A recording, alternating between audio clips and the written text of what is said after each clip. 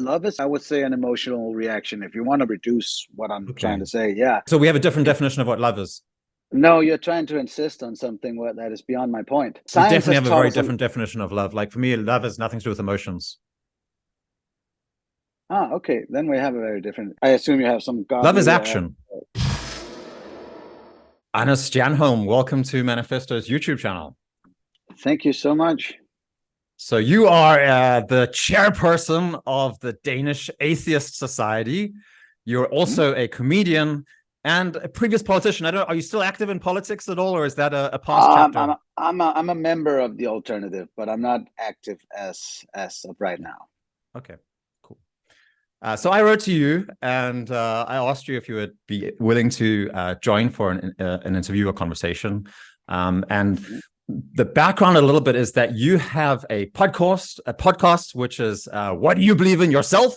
That's what it's in Danish, where you have just piles of people who come from different religious backgrounds, Christians, Muslims, perhaps some other ones as well. I think those were the two main groups. And I noticed how you just really patiently ask a lot of questions to these people, trying to understand their worldview, where they're coming from, and get them to understand and explain and talk through like different problems that we're facing as a society today, and try and unpack a little bit what all this is about.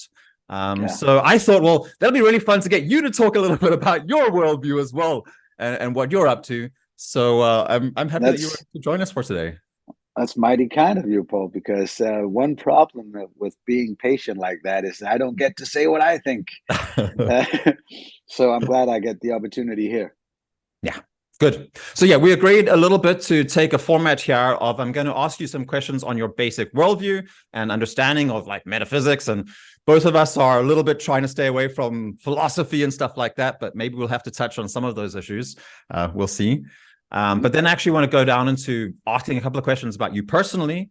And then my input in this, of course, and my perspective on this is really about manhood, masculinity in society today, and talking about being a man in Denmark in 2023. And we agreed as well. I've noticed that you very often ask religious people about their perspectives on sexuality. So we might be able to go there as well. We'll see how far we get. So yeah, anything you want to say before we dive in on us? No, I think that sounds all good. We will touch on sexuality. I can almost guarantee it. Great. Okay. Yeah, and my part is like, I've heard you talking to a lot of Christians about sexuality, where I feel actually that the Christian perspective is completely misrepresented. So we'll see if we can touch up on that. I feel like most Danes... we need a slight caveat already. Your Christian perspective has not been included when they explained their Christian perspective. Yeah. So we'll get into that. Why, as an Orthodox Christian, the Orthodox branch of Christianity is the root branch, but I'll give a short explanation of that. I won't try and convince you about it, but it is the oldest form of Christianity in existence that hasn't changed since the time of the apostles. And it's very unknown in Denmark, actually. There's very few. We're probably like 50 converts to Orthodox Christianity in Denmark or something like that. Yeah, let's get into worldview first of all. So let's start off with Anders talking about epistemology, knowledge. How do we know what exists? Maybe the first question I want to ask you is there an objective reality, or is it an illusion? Or could it be an illusion? Like, can we say something about if there's an objective reality out there? Of course, it can be an illusion, but we do have objective measurable reality around us. It might be the simulation that we're figuring out, but then that's what is then objective to us right here around us. Okay, so we could be living in some kind of simulation. There could be a physical actual reality out there, but we don't really know about that. But is it science that gives us the best access to understanding that? I would say so. I mean, we have so far no results about how our world looks that aren't scientific. We have a lot of guesses, a lot of hypotheses, but all evidence, all nature laws, all that we actually know has come from science. So that's quite good empirical statistics so far, that science is the one is probably going to teach us the most if we focus our energy there. Is that an absolute statement? Like all knowledge about existence comes from science? Like the scientific method's fairly recent. So did we know nothing about reality before the scientific method was around? Well, saying that, I assume the scientific method was used even by prehistorical humans as well as freaking apes right now. We only defined it in ancient Greece and refined it during the Enlightenment. But yeah, I would say so. I know it's a little provocative, but I'm just saying religions or philosophies and such bring forth some good hypotheses or bad hypotheses, but anytime something becomes truth, as in 8 billion people can tell each other like this is truth, this is how gravity works, or this is something like that, it's scientific. Yeah. So does science provide us with absolute truths? Once they're evidential, yeah. Unless you have something in the terminology of absolute truth that I don't know about. Like it's a truth that we can know for certain for all time will always remain true. So I'm thinking about Thomas Kuhn, who's a philosopher of science and established this theory of paradigm change, where he basically says, like, in science is about trying to formulate hypotheses about reality, but we don't have direct access to the reality. It's always mediated through our understanding and our theories. And what happens is that regularly we go through a complete paradigm shift where suddenly our scientific understanding of reality will be shifted. And, so the science of today can look radically different. In fact, we often look back at the scientific theories of 100, 200, 300 years ago and think of them as quite silly or stupid. Like especially if you look at the ancient Greeks, we're talking thousands of years ago, then, they, for example, believed that a woman was a deficient man or something like that, right? Like a malformed man or something like that. And today we would say that that's completely wrong, of course. That is a scientific hypothesis that definitely died. But I mean,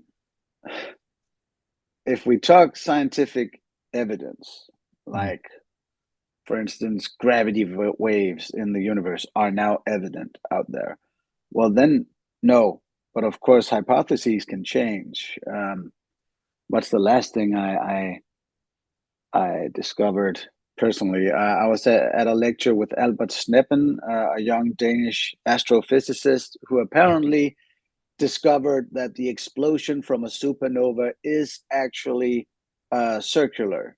It is an orbital, what are they called? Orbital sphere, not an Spherical. oval one. And I was like, okay, well, then apparently we moved a little, but the spherical explosion of a supernova was never proven. It was a theory, and now he's found out something else. Yeah, I don't know. For a layperson like me, just knowing that we have hypotheses, theories, and proof, and of course, natural laws are somewhere in between there.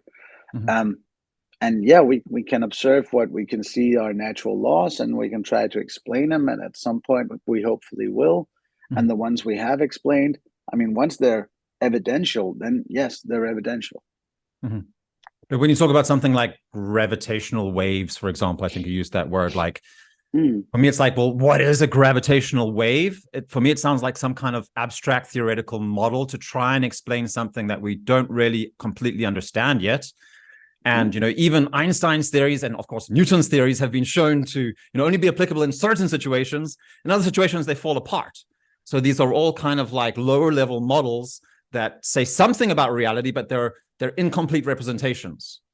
And so our ideas evolve, and maybe at some time we'll find, like, actually Newton was leading us down a wrong path, and there's actually this higher level understanding that can prevent something. So for me, my point is just that putting our trust only in science is limited, and there is something that lasts longer than science. And I would point just to you, I'd talk about art as something which also brings a transcendent type of truth. And I would put religion, of course, in that same category, but I think we should just talk about art for now. Here. Bringing transcendence into things does not help us, I would say. Okay. I mean, just science doesn't claim anything for certain that it's not certain about. I mean, science is so humble because, I mean, the way you make your name as a scientist is disproving something. Albert Snedden is 24 years old. It was when he disproved something that he became a star in his field. Newton defined the laws of gravity for us. He didn't explain to us what gravity is. We still don't know. Gravity is a theory. He just showed us the heavenly bodies move like this, and they still do. Found out is still relevant when it comes to, of course, gravity, not when it comes to the Holy Trinity or stuff like that. Gravity waves in the universe was a theory by Einstein 100 years ago. He said there has to be these waves because then it would work with this and this and that. I don't know. I'm paraphrasing here. Yeah. And then recently, I think 5 years ago, there are gravitational waves in the universe. What Einstein said when it came to that was true. Not everything he said was true. That's not how science works. But that one turned out to be right. And now we can measure these waves and we can continue to have our understanding of the universe via this next discovery, development in our scientific understanding. No, I can fully get on board with it. I love science. I think that science often gets misused to replace religion in an uncertain universe. And so people need to put their trust in something. And so we see like putting absolute faith in the inviolability of specific scientific arguments, where I think you're right that like science is at its strongest. Strawmanish. Sorry? It sounds a little strawmanish. Who is it who puts this faith in science that not even science wants them to put faith in?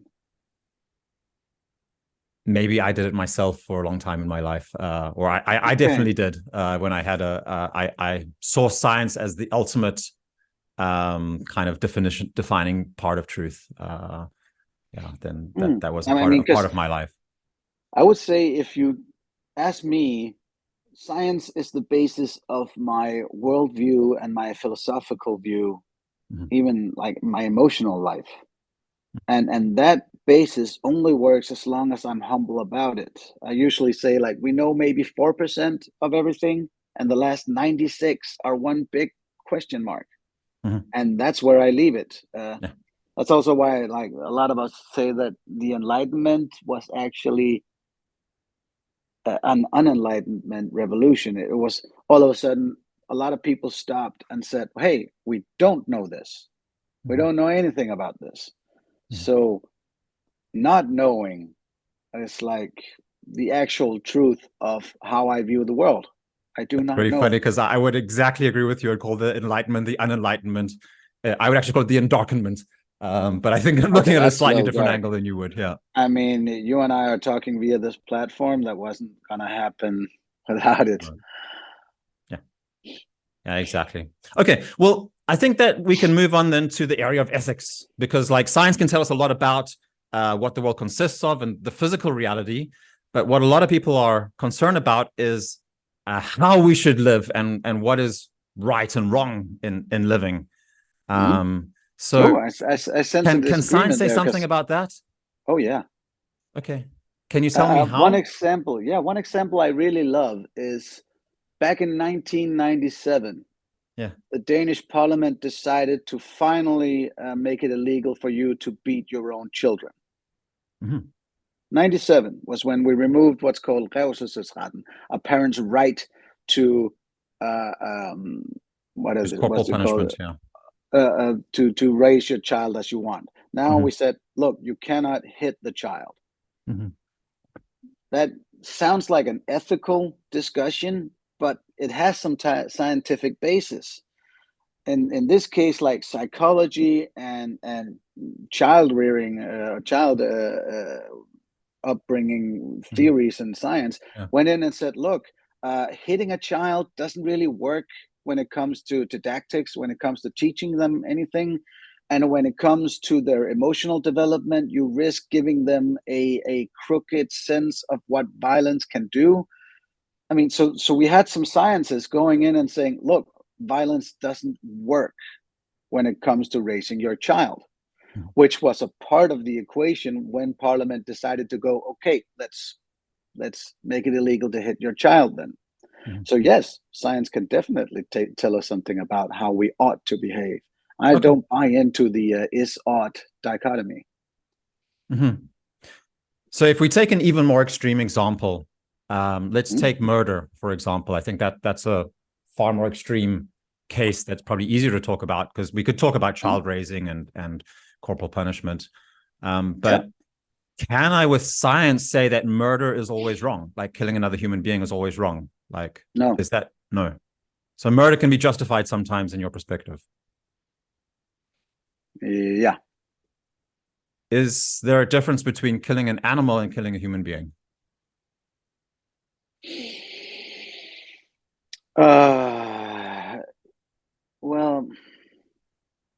Well, not in the case where we're saying that murder is okay. I mean, the instance I have in my mind right now is like you have a 5-year-old child and somebody's on the way to kill that child, and if it's a lion or a human, in that case, no. The lion's more innocent than the human, but what you want to do here is save the child. And like whether or not murder is okay, there's so many different variants in the equation. So yeah.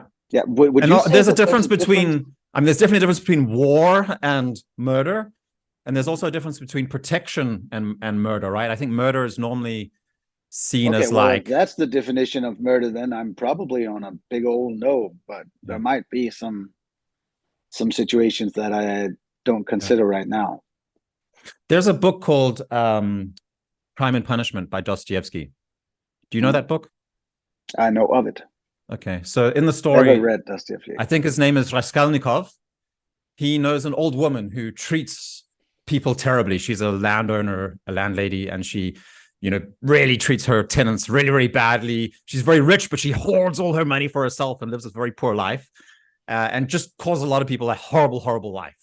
So Raskolnikov, he decides to kill this woman I can't remember. It's a long time since I've read it. And put all these people out of their misery, and take the money and give it to the poor or something like that, right?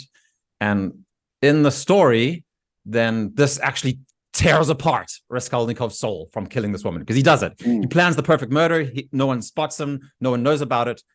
But yeah, it's normally put forward as a kind of a case of how there's something even eternal value to a human life. Like human life is without price, and there's no cases where that kind of killing is okay. What would you say? I can see how it sounds like a case against utilitarianism. Yeah, it is definitely a case against utilitarianism. Yeah. Well, I don't know. I mean, it's a novel, and I imagine, I know that it's a great novel. I mean, a lot of people praise it, but somebody wrote a story. That's it. Yeah. So what makes a story a good story then? Well, that sounds like a good one. You have some good morals, some good ethical dilemmas, and something new is, of course, what makes a good story. That's why when you watch Avatar, it's like it's a good movie, but the story is Pocahontas all over. Yeah. Is the story of Christ a good story? I would say no. No. The story of Christ works because it's so confusing. I think that's generally what I would agree with a lot of those historians who look into it. Like, that's why it works, because it's hard to contemplate that the almighty creator of the universe decided that was how it wanted to relay its apparently micro-organizing way of life to us, because this almighty creator have watched us and seen that several people throughout history claim to be in contact with it and know what it wants of us. So it was looking down on all these crazy people or liars or what they. You and I agree, I assume, that the 10,000 prophets throughout history who weren't Christ were false. I believe all the Christian, all the biblical prophets were true prophets. Okay, but and the then ones non-Christian since Christ prophets were misguided. Yeah. Okay, No, so that's actually out not of true. Like, partially misguided. I believe the fullest revelation of truth is found in the biblical prophets, but there's obviously been plenty of people who have, even the Buddha had many beautiful truths, and as did but he never claimed Hindus. divine inspiration. Yeah. What I'm talking about here is, like, you have an almighty, all knowledgeable creator of the universe 13.8 billion years ago, and then 13.8 billion years later, finally one of his plans, he might have several, came into fruition as Homo sapiens evolved and killed all the other humanoids, and now then 300,000 years into our existence, he decides now is the time to let them know what I want. But he can observe that several people around the world, in Canada, in Japan, in Africa, everywhere, are going around saying, I'm in contact with the almighty creator of the universe, and I know what we're going to do. And he decides that the perfect way to relay his actual will to us, copy that strategy. He looks at that and goes, wow, there's a lot of liars and crazy people down there saying that they are in contact with me. How do I tell them the real story? I'm going to manifest myself into a human being and tell them the truth. I mean, it was a popular job back in the day to go around Israel, Palestine, and claim to be the Jewish Messiah. We risk right now that in the Gospels, some of the liars have been quoted with something that Jesus never said. Maybe it was some of the liars who, screamed at the fig tree, or maybe one of the liars actually held the Sermon on the Mount.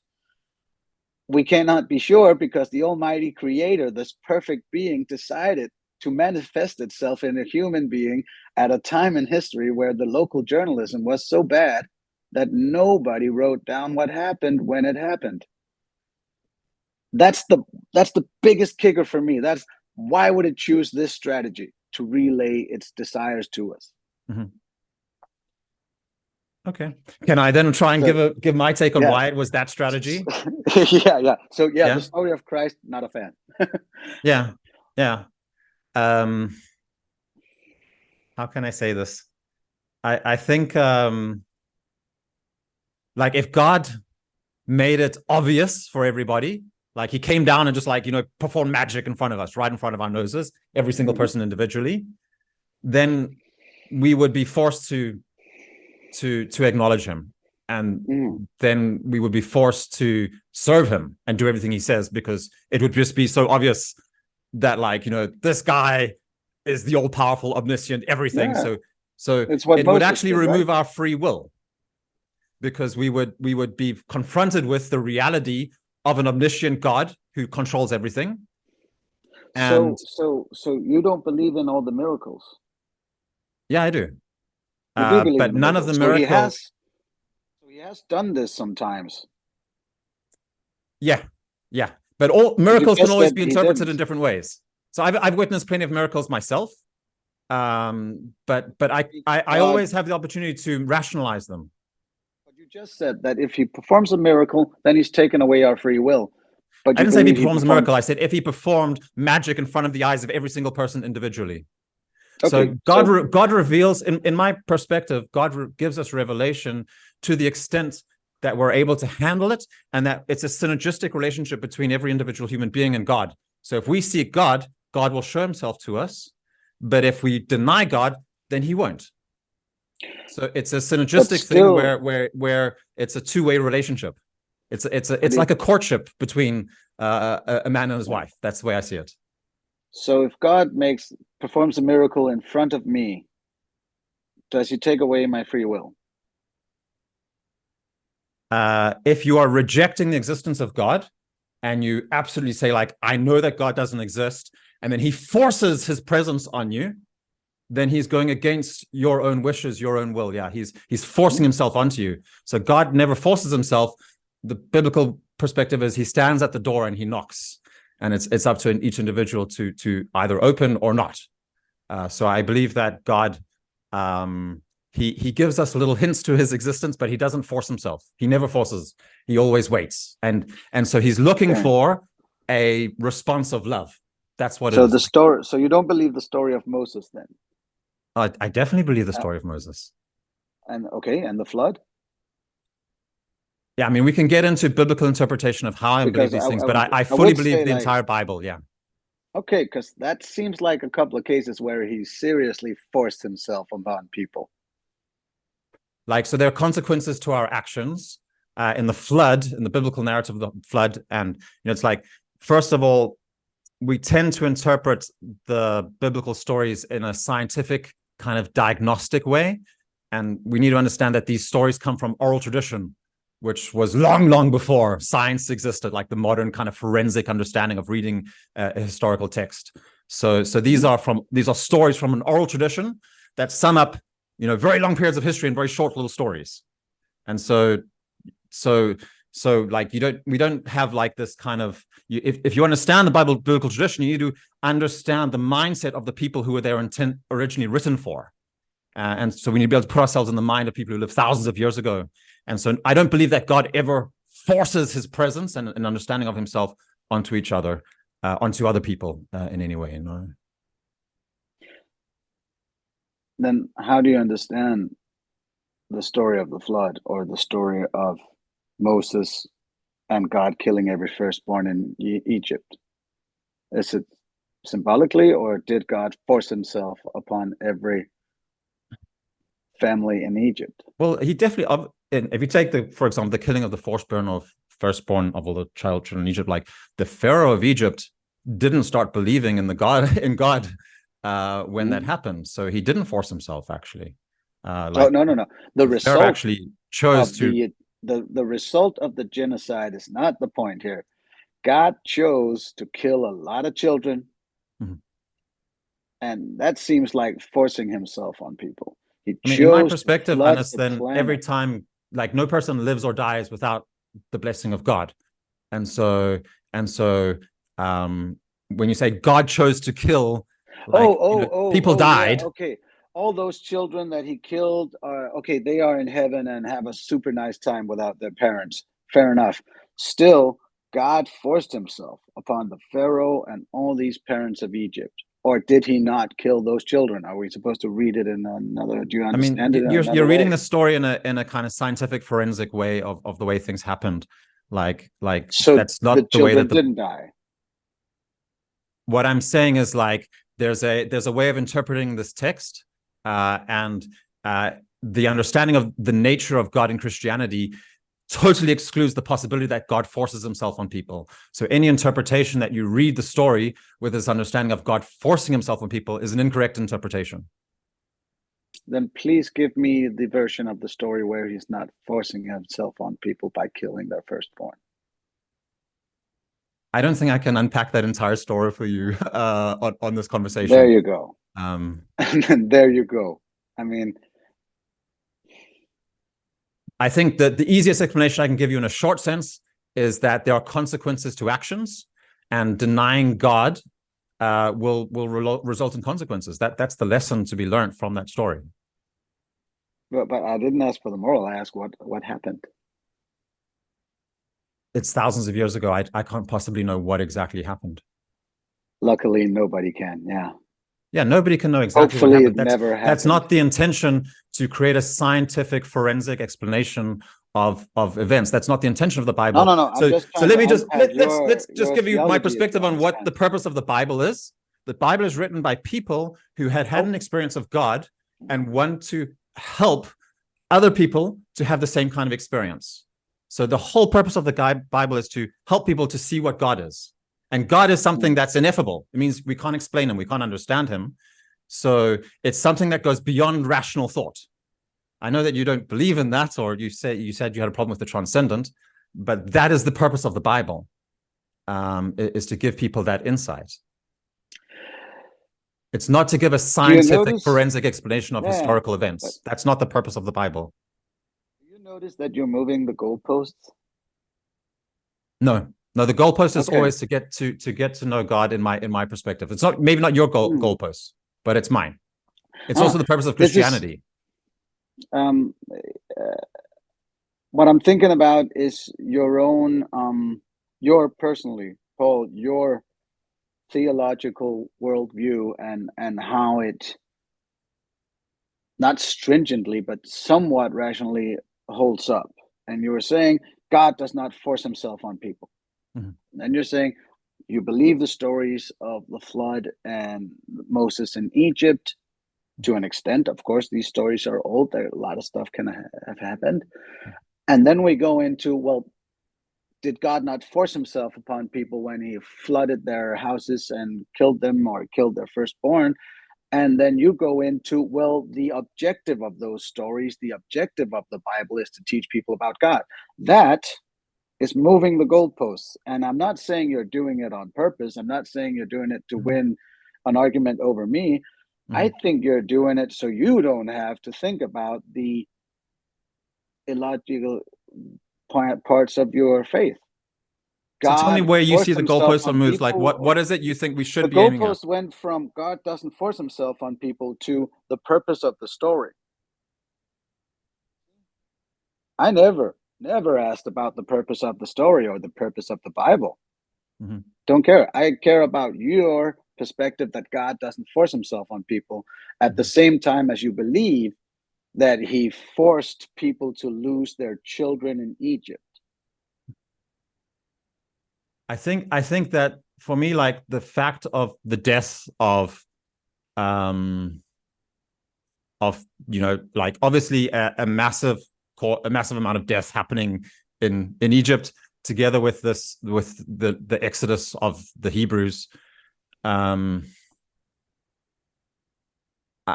don't think that there's any necessity to interpret that as God forcing himself. I don't think that it's in any way. I'm just looking for a interpretation where he's not forcing himself on these people. Well, look at the massive loss of life happening in Ukraine at the moment. Like, that's not is that God forcing himself? Of the killing of the firstborns in Egypt. But in Ukraine, we're killing like 250,000 men right now, as well.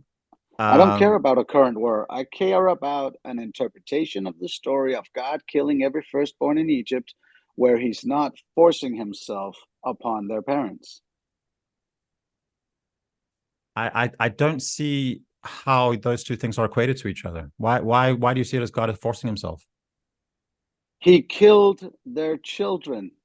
All deaths that ever happen, it's with God's will. Every death that happens in all of eternity has been God's will. So these people dying in Ukraine is with God's it's also will, God's will. It's not God pulling the trigger. He's pulling the trigger. In Egypt, God is pulling the trigger every single time. There's like God is responsible for nothing happens in existence without it being God's will. But he's not forcing himself upon us. No, because plenty of people can deny God's existence even with all the deaths happening. You still have free will, just as they had in Egypt, just as you have in Ukraine today, just as you have everywhere at any time in history. People die, and you have free will to decide if it's related to God or not. Death is this thing that confronts us, and some people turn to religion when they're confronted with death. Other people don't. Okay, so let me see if I understand you correctly. Pharaoh denied God. Mm-hmm. God warned him through Moses, I'm going to kill your boy. And then he killed his boy. But he, according to you, God, that is, did not force himself upon the Pharaoh. Yeah, because Pharaoh chose to not believe it. Okay, then, Paul, our disagreement is merely the term forcing yourself upon somebody. So if God forces something, how would anyone stop it? How would anyone stand against it if God forced something? Of what that is. So what entails forcing yourself upon somebody? There's no choice. Okay. If God uses force, how would anybody ever stand against that? I think you have a very small God that you're imagining. God is a very. I'm just trying to define yours. Yeah. So my God, I'm just trying to define yours. My God is omniscient, and in effort, like there is no limitation to him. And he's very, even when he kills your children, he's not forcing himself upon you. Yeah, absolutely. Okay. Like children die every single day. Like every day, everywhere in the world, children are dying. This is happening by 9 million the a Christian year, understanding on us is that by God's hand. Yeah, it's by God's hand. So the Christian understanding is that so physical death is not the worst thing that can happen, because we believe in eternity. Mm-hmm. And we believe in the eternal life of the soul. And so God takes every human being at the moment that they're closest to him. Mm-hmm. So death is an act of mercy. Mm-hmm. So it's a radical power. I get it. Like, it makes no sense. If you believe that there's nothing after death, then death seems like the ultimate bad thing. But in Christianity, it's not the ultimate worst thing. The worst thing is to be separated from God. Mm. And him killing us every time is an act of mercy, because he frees us from the pain that he kind of bestowed upon us himself, or who brought us the pain? Our own free will. We chose to leave him. Ah, okay. Well, like, I knew of this kid, Albert. He got leukemia when he was 2. Mm-hmm. And after 2 years, he died. Mm-hmm. Half his life was in pain. Mm-hmm. Never had an idea of the concept of God. I remember this kid because he was part of my journey towards atheism. Or actually, I was an atheist, but then I started to really think, holy shit, because mm-hmm. I was at his funeral, looking mm-hmm. at that little coffin, mm-hmm. looking at his parents, who were my friends, and the priest said, "Let's thank God for Albert's life, for this 4-year-old kid who only just got to know a little bit about the world and got to attach himself to his parents, who got to know him, and then died painfully," mm-hmm. which apparently was God's plan. And that's mm-hmm. when I decided that if that dude plans our lives like that, then I feel like Stephen Fry. What the fuck are you doing? Mm-hmm. Okay, so he freed Albert from the leukemia that he gave him. Yeah, it's not a story for me. I can really see that, and if you don't believe in life after death, then you're absolutely right, Hannes. You're absolutely right. Even if I believe in life after death, even if I believe in that was 4 years, out of which half of them was in pain. But what's 4 years compared to eternity, Hannes? 4 years. Yeah, what's 4 years compared to eternity? Yeah, but why put it like that? It was 4 years. It was 2 years in pain for a little being mm-hmm. who had no idea what was going on, mm-hmm. and God planned it. Yeah. I mean, so suffering is very terrible to endure. It's painful to see suffering. I completely agree with you. I have sheep, and I just put ear tags into my sheep 2 days ago. And one of them, when I put the ear tag in, it ripped its head away and like totally tore open its ear. And the thing was bleeding, and it was scared and was confused. And it felt terrible for me. This thing was suffering, and it had no understanding of what it was I was trying to do. So it was just in panic and suffering and pain. And I was trying to do something that's I have to do because the Danish state says I have to put ear tags into my sheep's ears.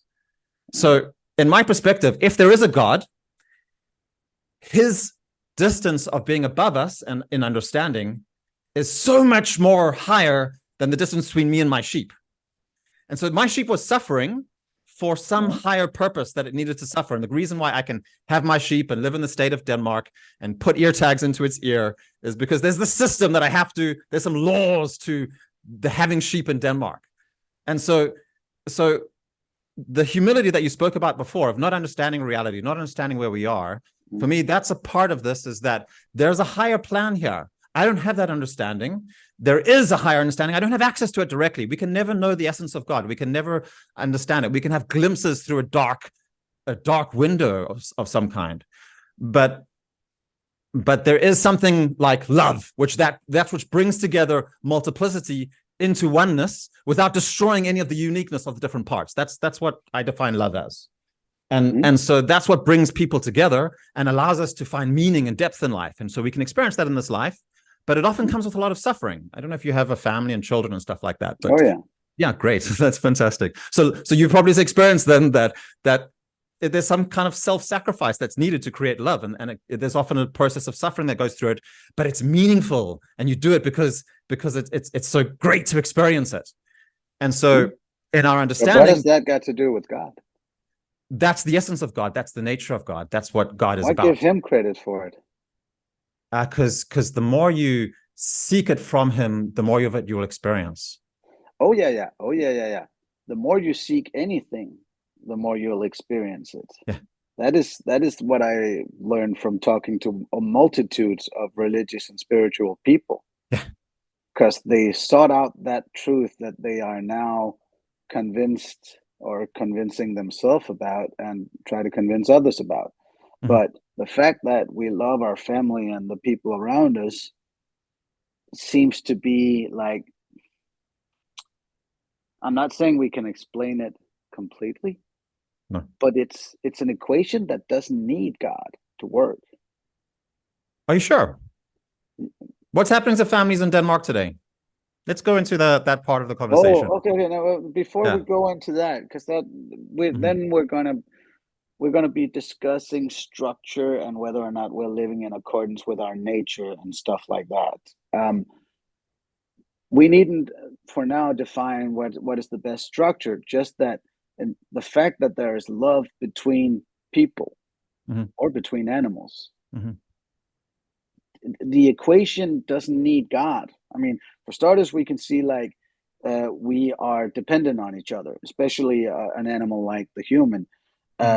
We see that we can give each other physical heat and affection. We can give each other mental affection, and that we can see scientifically that brings us joy. It brings us security and safety as a life form. It gives us the opportunity to reproduce and make offspring, which is our programming. And none of that needs a divine creator or some kind of godly will for our life. Love is love. You can put the factor into the equation that, hey, God wants it as well or made it happen, but it's not necessary for the equation to work. I absolutely, we have an intuition in our lives and in our hearts about how to love. And then I think that there are higher and lower resolution versions of this. I come from South Africa. South Africa is a country with many cultures and meeting of different cultures. And it's very clear how in certain cultures you have a very deep and nuanced understanding of how to create a stable, cohesive, unified society. And then there are in certain cultures a much poorer understanding of this.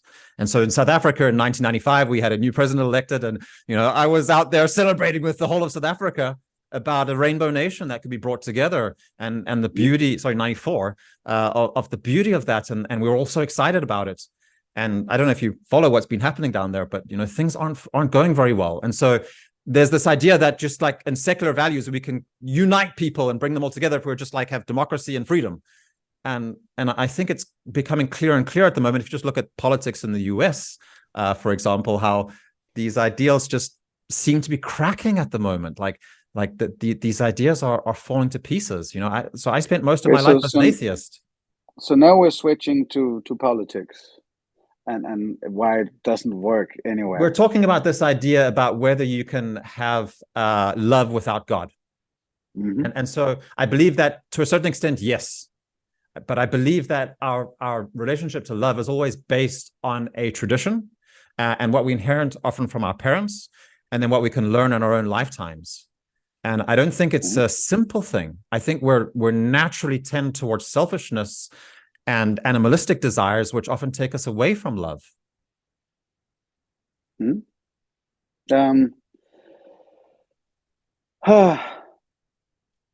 In that regard, I would say that understanding our animal nature and our selfishness gives us an opportunity to balance it with our surroundings. I would always say that human morals are an algorithmic equation. Constantly, when you decide on doing something, are you going to help with the dishes? Are you going to pick somebody up at the airport? Are you going to have a child or not? It's a gigantic equation of algorithmic dimensions that leads you to decide one or the other. And throughout our history of being this very advanced pack animal, we have found a somewhat good balance between egoism, being egoistic and being altruistic, because sacrificing yourself for the family or the tribe is somewhat a good thing, because it means you have some people wanting to do the same for you, which is also why we can see that stuff like the golden rule and being good to each other and respecting each other's property is a moral value that every human culture has. So we can not all cultures have respect of property, for example. I would say we've tried plenty that haven't done that recently, there's a right? study from the University of Oxford, anthropology, from 2019, where they went through 60 different cultures the world over and found the same 7 moral values in each and every one of them. And albeit there's differences between them, they all have something in the way of respect of other people's property. I would just say that there's a natural structure to reality of ways of being in the world that works, and people find those ways. Absolutely. And they do, because otherwise they'd die. I mean, the cultures who didn't have those values are gone because they lost to cultures who have them. Okay, now I'm trailing off from where we were. We were talking about societies and why apparently we need God in them. Yeah.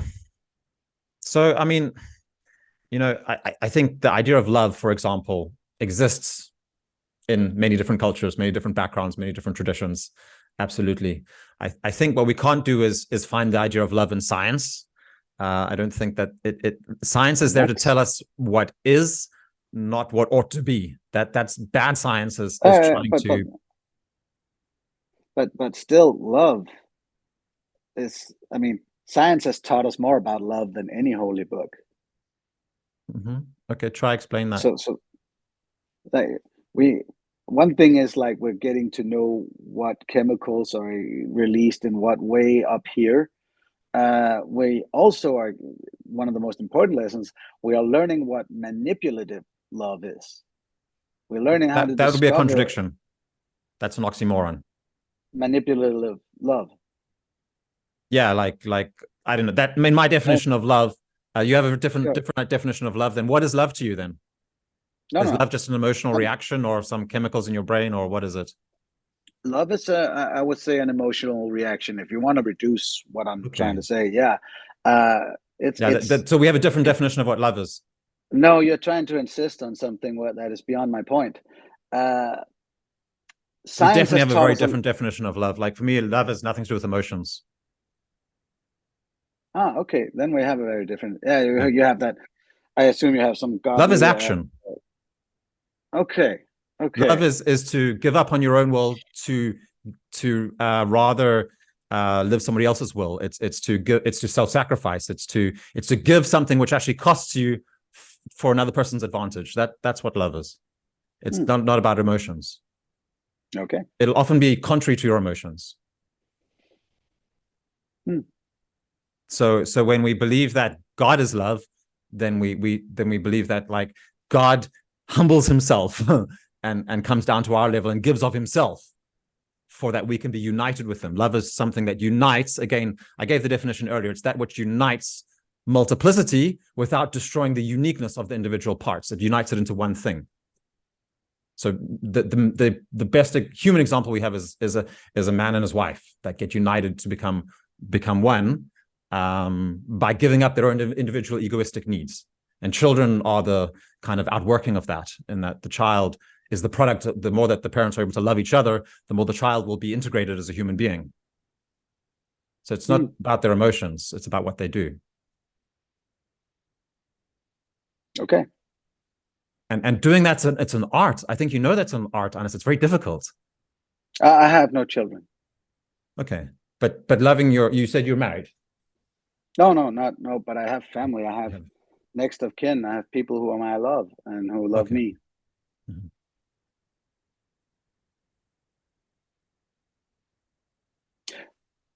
So, from my understanding of love, Mm-hmm. the one where it's a matter of the relationship between some people or even an animal, and the affection that love shows us, and the actions that entail from it. That is something science has taught us a lot about. Mm-hmm. I agree. A whole lot. And one of the most important lessons is, for instance, what I call manipulative love. You're welcome to whatever I just call it view on it you manipulation. want. Yeah, because a lot of people experience something akin to love, or they even experience love for a partner who is obviously manipulating them. I think we have all had that friend where everybody could see it, and you go, look, that person's not good for you. The person is constantly telling you that you suck without them, and you're only good with them. And somebody who's, for instance, does that, we know it works. That constantly just going to a person saying, look, when you're not with me, you say the dumbest things, you look like an idiot, but when you're with me, you're super cool. That's why you need me. That's manipulative love. And psychology has really helped us understanding, for instance, that, so that we can separate ourselves from partners or friends with that kind of behavior. But why call it love? What has it got to do with love?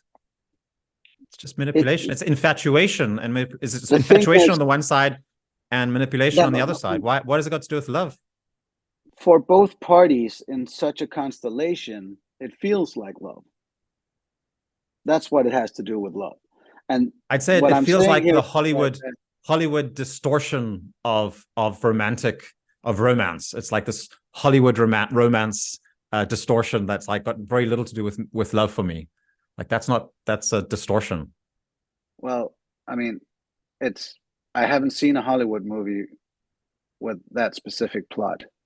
No, normally it's happy love in Hollywood.